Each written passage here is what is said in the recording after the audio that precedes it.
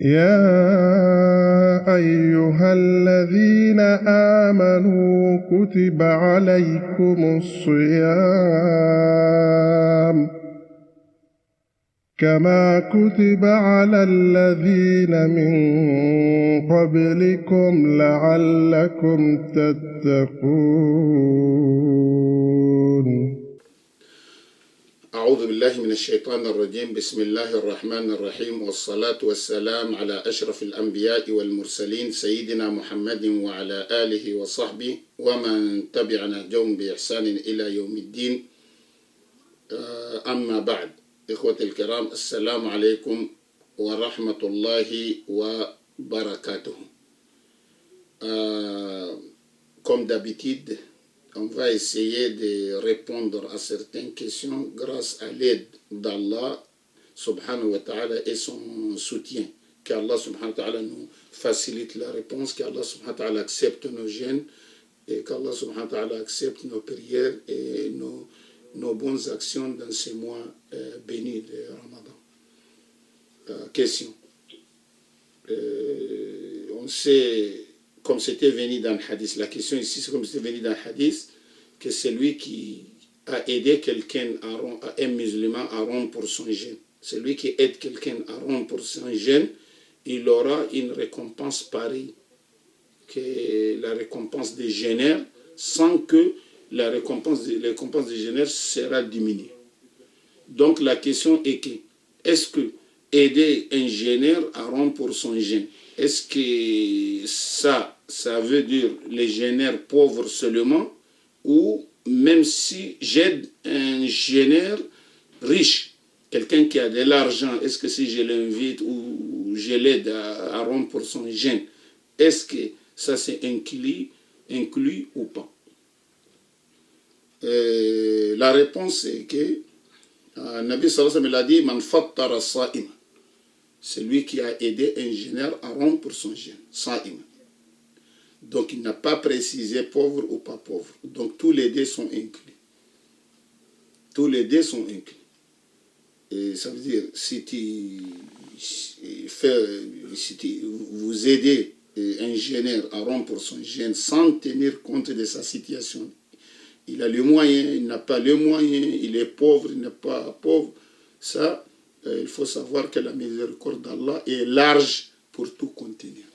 La miséricorde d'Allah est large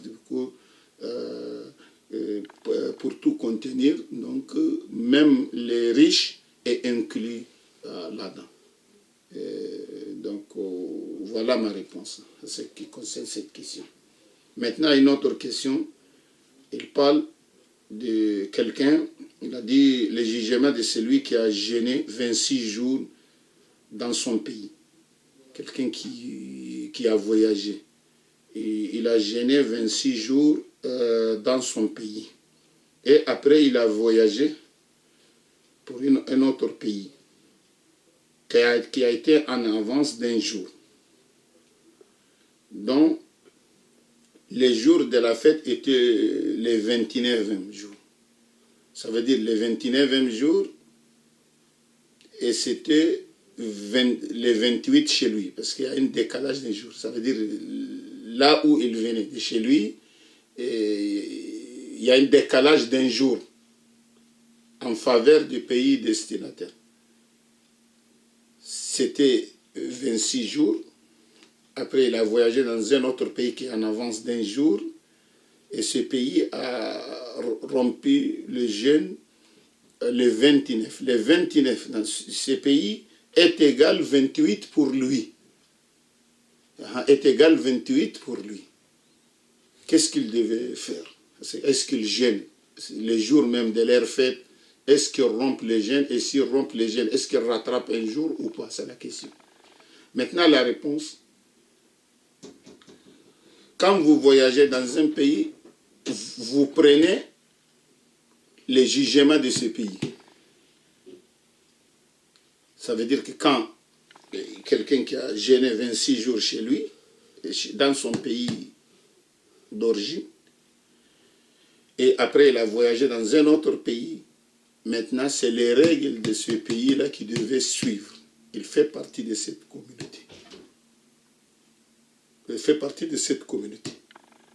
Donc voilà, et ils ont rompu le jeûne au 29e jour. Et pour lui, c'est 28 jours. Et dans le mois lunaire, il n'y a pas 28. C'est que 29 ou 30. Donc ça veut dire qu'il manque minimum d'un jour.